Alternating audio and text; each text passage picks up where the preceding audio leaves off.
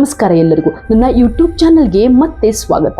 ಇನ್ನೊಂದು ಭಯಾನಕ ಕಥೆಯನ್ನ ಇವತ್ತು ನಿಮಗೆ ಹೇಳೋಕೆ ಬಂದಿದ್ದೇನೆ. ಮಂಗಳೂರಿನ ಹಣ್ಣಿನ ವ್ಯಾಪಾರಿ ರಜಾಕ್ ಎನ್ನುವ ವ್ಯಕ್ತಿ ಪ್ರತಿದಿನ ಸಕಲೇಶಪುರಕ್ಕೆ ಹೋಗಿ ಅಲ್ಲಿ ತನ್ನ ಹಣ್ಣುಗಳನ್ನ ಲೋಡ್ ಮಾಡಿಕೊಂಡು ಅದನ್ನ ಮಂಗಳೂರಿಗೆ ತಂದು ಮಾರಾಟ ಮಾಡ್ತಾ ಇರ್ತಾರೆ.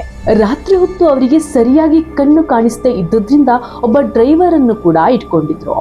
ಒಂದು ದಿನ ಹೀಗೆ ಗಾಡಿಯಲ್ಲಿ ಹಣ್ಣುಗಳನ್ನ ಲೋಡ್ ಮಾಡಿಕೊಂಡು ರಾತ್ರಿ ಸುಮಾರು 11:30 ಹಾಗೆ ಸಕಲೇಶಪುರದಿಂದ ಹೊರಡ್ತಾರೆ. ಹೀಗೆ ಹೋಗ್ತಾ ಇರುವಾಗ ದೋಣಿಗಲ್ ರೈಲ್ವೆ ಸ್ಟೇಷನ್ ನ ಬಳಿ ಇರುವ ರೋಡ್ ಹತ್ತಿರ ಇಬ್ರು ಹುಡುಗರು ಜೋರಾಗಿ ಬೊಬ್ಬೆ ಹೊಡೆದುಕೊಂಡು ರೋಡ್ನ ಮಧ್ಯೆ ಅವರ ಮನಸ್ಸಿಗೆ ಬಂದ ಹಾಗೆ ಕುಣಿತಾ ಇದ್ರಂತೆ. ರಜಾಕ್ ಡ್ರೈವರ್ ಹತ್ತಿರ ಗಾಡಿನ ಸೈಡ್ಗೆ ಹಾಕ್ಬಿಟ್ಟು ಏನಾಯ್ತು ಅಂತ ನೋಡು ಅಂತ ಹೇಳ್ತಾರೆ. ಡ್ರೈವರ್ ಕೆಳಗಿಳಿದು ನೋಡ್ಕೊಂಡು ಬಂದು, ಅಣ್ಣ ಅವರಿಬ್ರು ಸರಿಯಾಗಿ ಕುಡಿದಿದ್ದಾರೆ ಅನ್ಸುತ್ತೆ, ಏನೇ ಮಾತಾಡಿದ್ರು ಕೂಡ ಕೇಳಿಸ್ಕೊತಾ ಇಲ್ಲ ಅಂತ ಹೇಳ್ತಾರೆ. ಒಳಗಡೆ ಹತ್ತಿ ಎಷ್ಟೇ ಹಾರ್ನ್ ಮಾಡಿದ್ರು ಕೂಡ ಆ ಇಬ್ರು ಹುಡುಗರು ಆ ಕಡೆ ಈ ಕಡೆ ಕದ್ಲೋದೇ ಇಲ್ಲ. ಆಗ ರಜಾಕ್ಗೆ ಏನ್ ಮಾಡೋದು ಅಂತ ತಿಳಿಯೋದಿಲ್ಲ. ಡ್ರೈವರ್ ಹತ್ತಿರ ನೀನ್ ಇಲ್ಲೇ ಕೂತ್ಕೊಂಡಿರು, ನಾನು ಕೆಳಗಿಳಿದು ಹೋಗಿ ಏನು ಅಂತ ನೋಡ್ಕೊಂಡು ಬರ್ತೀನಿ ಅಂತ ಲಾರಿಯಿಂದ ಕೆಳಗಿಳಿದು ಸ್ವಲ್ಪ ಮುಂದೆ ಹೋಗ್ತಾರೆ. ಅಲ್ಲೇ ಇವರಿಂದ ಒಂದು 50 ಮೀಟರ್ ದೂರದಲ್ಲಿ ಯಾವುದೋ ಹುಡುಗಿ ನಿಂತಿರುವ ಹಾಗೆ ಕಾಣಿಸುತ್ತೆ. ಒಂದೆರಡು ಹೆಜ್ಜೆ ಮುಂದೆ ಹೋಗಿ ನೋಡಿದಾಗ ಆ ಹುಡುಗಿ ಅಳ್ತಾ ಇರ್ತಾಳೆ.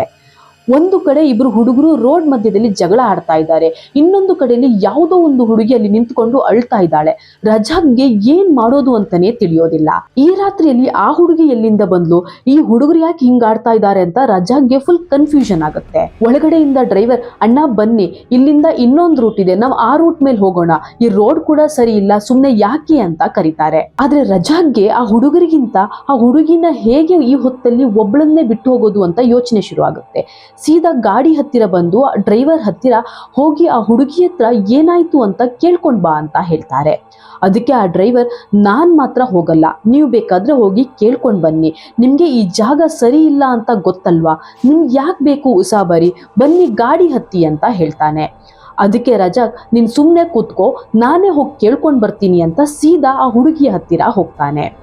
ಆ ಹುಡುಗಿಯ ಬಳಿ ಹೋಗಿ, ಏನಾಯ್ತಮ್ಮ ನಿನ್ಗೆ, ಯಾಕಮ್ಮ ಅಳ್ತಾ ಇದೀಯಾ, ಆ ಹುಡುಗರು ಯಾರು ಅಂತ ಕೇಳಿದಾಗ ಆ ಹುಡುಗಿ, ಅಂಕಲ್ ನಾನು ಬೆಂಗಳೂರಿನಿಂದ ರೈಲ್ನಲ್ಲಿ ಬಂದಿದ್ದೆ, ಇಲ್ಲೇ ದೋಣಿಗಲ್ ಸ್ಟೇಷನ್ ಬಳಿ ಇಳ್ಕೊಂಡು ಮನೆಗೆ ನೆಟ್ಕೊಂಡು ಹೋಗ್ತಿರ್ಬೇಕಾದ್ರೆ ಈ ಹುಡುಗರು ನನ್ನ ಅಟ್ಟಿಸ್ಕೊಂಡು ಬಂದ್ರು, ನಾನು ಹೇಗೋ ಆ ಹುಡುಗರ ಕೈಯಿಂದ ತಪ್ಪಿಸ್ಕೊಂಡು ಇಲ್ಲೇ ಮರದ ಬಳಿ ನಿಂತಿದ್ದೆ, ಆದ್ರೆ ಸಡನ್ ಆಗಿ ಅವರಿಬ್ರು ಜಗಳ ಮಾಡೋಕೆ ಶುರು ಮಾಡಿದ್ರು, ನನಗೆ ಯಾಕಂತಾನೆ ಗೊತ್ತಿಲ್ಲ, ನನ್ನನ್ನ ಹೇಗಾದ್ರೂ ಮಾಡಿ ಮನೆಗೆ ಬಿಡಿ ಅಂತ ಒಂದೇ ಸಮನೆ ಅಳೋಕೆ ಶುರು ಮಾಡ್ತಾಳೆ.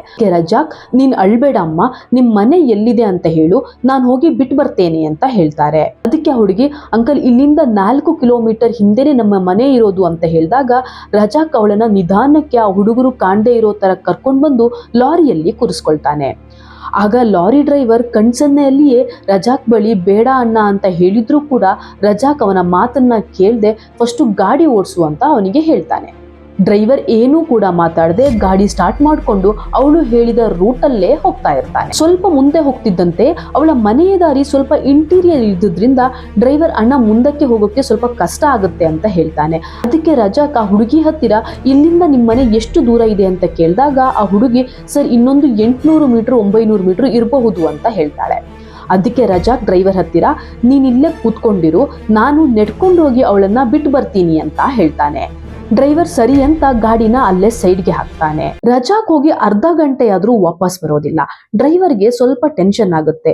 ಆ ಹುಡುಗಿ ನೋಡಿದ್ರೆ 800 ಮೀಟರ್ ಅಂತ ಹೇಳಿದಾಳೆ, 800 ಮೀಟರ್ ಹೋಗಿ ಬಿಟ್ಟು ಬರೋಕೆ ಅರ್ಧ ಗಂಟೆ ಬೇಕಾ, ಏನಾದ್ರೂ ಪ್ರಾಬ್ಲಮ್ ಆಗಿದ್ಯಾ, ಹೋಗಿ ನೋಡ್ಕೊಂಡ್ ಬರೋಣ ಅಂತ ಡ್ರೈವರ್ ಲಾರಿಯಿಂದ ಕೆಳಗಿಳಿದು ಇನ್ನೇನು 2 ಹೆಜ್ಜೆ ಇಡಬೇಕು, ರಜಾಕ್ ದೂರದಿಂದ ಜೋರಾಗಿ ಕೂಗ್ಕೊಂಡು ಗಾಡಿ ಹತ್ರ ಓಡ್ ಬರ್ತಾ ಇರ್ತಾನೆ. ಡ್ರೈವರ್ ಫುಲ್ ಟೆನ್ಷನ್ ಆಗಿ ಅವ್ರ ಹತ್ರ ಓಡ್ಬೇಕು ಅನ್ನೋಷ್ಟರಲ್ಲಿ ರಜಾಕ್ ಅಲ್ಲಿಂದಲೇ ಫಸ್ಟ್ ಗಾಡಿ ಹತ್ತಿ ಗಾಡಿ ಸ್ಟಾರ್ಟ್ ಮಾಡುವಂತ ಕೂಗೋಕೆ ಶುರು ಮಾಡ್ತಾನೆ. ಡ್ರೈವರ್ ಗಾಡಿ ಸ್ಟಾರ್ಟ್ ಮಾಡಿದ ತಕ್ಷಣನೇ ರಜಾಕ್ ಕೂಡ ಬಂದು ಗಾಡಿ ಒಳಗಡೆ ಕೂತ್ಕೊಂಡ್ಬಿಡ್ತಾನೆ. ರಜಾಕ್ ಏನೂ ಮಾತಾಡ್ದಿರ ಫಸ್ಟ್ ಗಾಡಿ ಓಡಿಸು ಅಂತ ಹೇಳಿದಾಗ ಡ್ರೈವರ್ 3 ಕಿಲೋಮೀಟರ್ ತನಕ ಏನೂ ಮಾತಾಡದೆ ಗಾಡಿ ಓಡಿಸ್ಕೊಂಡು ಬರ್ತಾನೆ.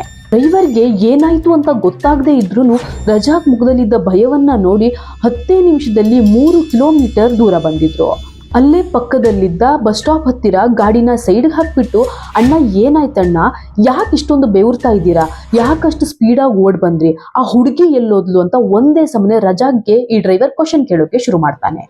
ಅದಕ್ಕೆ ರಜಾಕ್, ನಾನು ಆಗ್ಲೇ ನಿನ್ ಮಾತನ್ನ ಕೇಳ್ಬೇಕಿತ್ತು ಕಣೋ, ಅವಳು ನನ್ಗೆ ನರ್ಕಾನೇ ತೋರಿಸ್ಬಿಟ್ಲು. ಇಲ್ಲೇ ಮುಂದೆ ಮನೆ ಇದೆ, ಇಲ್ಲೇ ಮುಂದೆ ಮನೆ ಇದೆ ಅಂತ ಹೇಳ್ಕೊಂಡು ಅವಳು ನನ್ನ ಕರ್ಕೊಂಡು ಹೋಗ್ತಾನೆ ಇದ್ಲು. ನಾನು ಎಲ್ಲಮ್ಮ ಮನೆ ಇದೆ, ಇನ್ನೂ ಎಷ್ಟು ದೂರ ನಡಿಬೇಕು ಅಂತ ಕೇಳಿದ್ರೆ ಇಲ್ಲೇ ಮುಂದೆ ಇದೆ ಅಂತ ಹೇಳ್ತಾನೆ ಇದ್ಲು. ಅದಕ್ಕೆ ಅವಳ ಹತ್ತಿರ, ಇಲ್ಲಿ ಯಾರು ಜನ ವಾಸ ಮಾಡೋ ತರ ಕಾಣಿಸ್ತಿಲ್ವಲ್ಲ, ಒಂದೇ ಒಂದು ಮನೆ ಇಲ್ಲ, ನೀನು ನಿಜ ಹೇಳ್ತಾ ಇದ್ಯಾ ಅಲ್ವಾ ಅಂತ ಕೇಳಿದ್ರೆ ಅವಳು ಜೋರಾಗಿ ನನ್ನ ಕೈಯನ್ನ ಹಿಡಿದುಕೊಂಡು ಏನೂ ಮಾತಾಡ್ದಿರೋ ನನ್ನನ್ನು ಒಂದೇ ಸಮಯ ಎಳ್ಕೊಂಡು ಹೋಗೋಕೆ ಶುರು ಮಾಡಿದ್ಲು. ನಾನೆಲ್ಲೋ ಭಯ ಪಟ್ಕೊಂಡು ಹಾಗೆ ಮಾಡ್ತಾ ಇದ್ದಾಳೇನೋ, ನಾನೇನಾದ್ರೂ ಇಲ್ಲೇ ಮಧ್ಯದಲ್ಲಿ ಬಿಟ್ಟು ಹೋದ್ರೆ ಅವಳು ಒಬ್ಳೇ ಹೋಗ್ಬೇಕಲ್ಲ ಅನ್ನೋ ಯೋಚನೆಗೆ ಹಾಗೆ ಮಾಡಿದ್ಲು ಅಂತ ಸುಮ್ಮನೆ ಅವಳು ಹಿಂದೆನೆ ಹೋದೆ. ಸ್ವಲ್ಪ ಮುಂದೆ ಹೋದ್ಮೇಲೆ ಒಂದು ಚಿಕ್ಕ ಮನೆ ಕಾಣಿಸ್ತಾ ಇತ್ತು, ಆದ್ರೆ ಒಂದೇ ಒಂದು ಲೈಟ್ ಕೂಡ ಇರ್ಲಿಲ್ಲ. ಮನೆ ಒಳಗಡೆ ಒಂದು ಚಿಕ್ಕ ದೀಪ ಬೆಳಗ್ತಾ ಇತ್ತು. ಅವಳ ಹತ್ರ ಇದೇನಾ ನಿಮ್ ಮನೆ ಅಂತ ಕೇಳಿದ್ರೆ ಅವಳು ಸೀದಾ ನನ್ನನ್ನ ಆ ಮನೆ ಹತ್ರನೇ ಕರ್ಕೊಂಡು ಹೋಗ್ತಾಳೆ. ಅಂಗಳದ ಹತ್ರ ಹೋದಾಗ ನಾನು ಅವಳ ಹತ್ರ ಸರಿಯಮ್ಮ ನಾನು ಹೊರಡ್ತೀನಿ ಅಂತ ಹೇಳ್ತೀನಿ. ಅದಕ್ಕೆ ಅವಳು ಮನೆ ಒಳಗಡೆ ಬಂದು ನೀರು ಕೊಟ್ಕೊಂಡು ಹೋಗಿ ಅಂತ ಸೀದಾ ಮನೆ ಒಳಗಡೆ ಹೋಗ್ತಾಳೆ. ನನಗೆ ಸ್ವಲ್ಪ ಭಯ ಆಗೋಕೆ ಶುರುವಾಯಿತು. ಅದಕ್ಕೆ ನಾನು ಮನೆಯ ಹಿಂದೆ ಇರುವ ಕಿಟಕಿಯಲ್ಲಿ ಹೋಗಿ ನೋಡಿದಾಗ ಆ ರೋಡಲ್ಲಿ ಹೊಡೆದಾಡ್ತಾ ಇದ್ದ ಆ ಇಬ್ರು ಹುಡುಗರು ಅವಳ ಮನೆಯಲ್ಲಿ ರಕ್ತದ ಮಡುವಲ್ಲಿ ಬಿದ್ದು ಪ್ರಾಣ ಬಿಟ್ಟಿದ್ರು. ಅದನ್ನ ನೋಡಿದ ನನಗೆ ಕೈಕಾಲೇ ಆಡಿಲ್ಲ.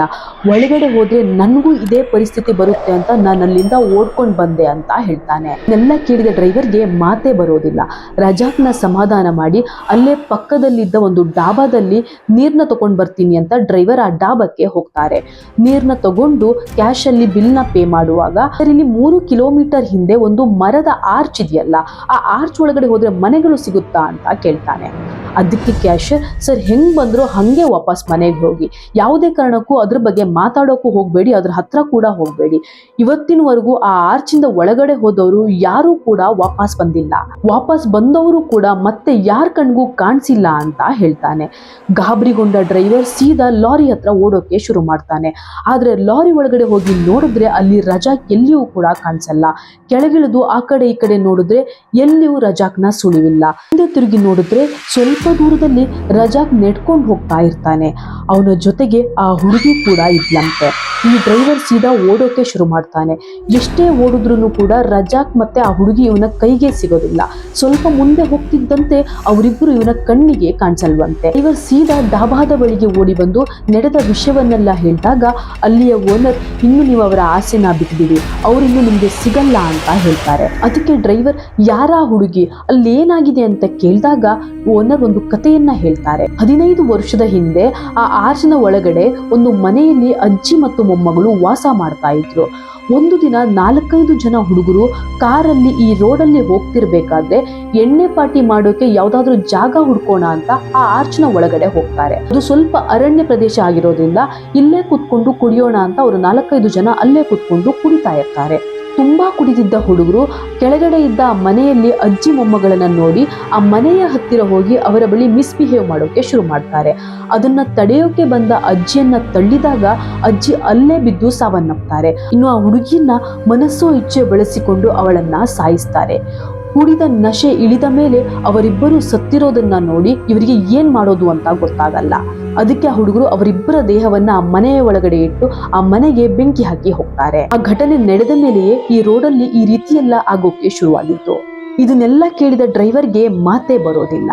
ಇನ್ನು ರಜಾಕಣ್ಣ ವಾಪಸ್ ಬರಲ್ಲ ಅಂತ ಹೋಗಿ ಅವರ ಮನೆಯ ಬಳಿ ನಡೆದ ವಿಚಾರಗಳನ್ನೆಲ್ಲ ಹೇಳ್ತಾನೆ. ಇದುವರೆಗೂ ಅವರ ಮನೆಯವರಿಗೆ ರಜಾಕ್ನ ಸುಳಿವೇ ಸಿಕ್ಕಿಲ್ವಂತೆ.